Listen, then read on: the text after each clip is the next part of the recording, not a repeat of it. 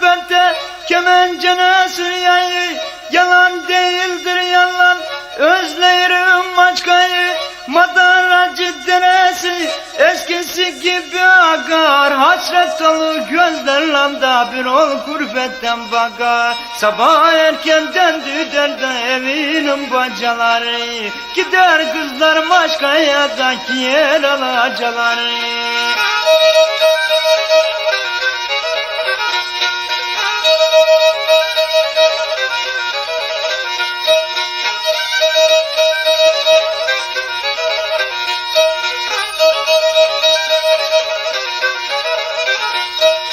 Meksilada giyerdin doyullu mu tadına, yavaş yavaş çıkalım kızlar manastırına.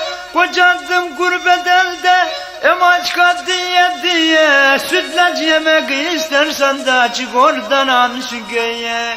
Sütten mi suyundan mı tadına doyamadım, kaç kese yedim da demelim sayamadım.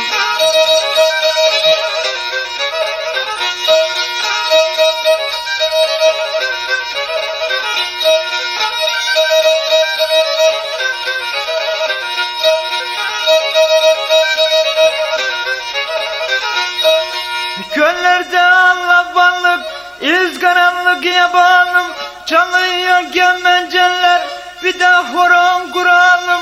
Şu maçkanın havası dumanlı ama temiz, maçkalar aramızda da Marmara Karadeniz. Ölmeden gurbet elde vesiyet edeceğim, özlemini çektim da maçkama gideceğim.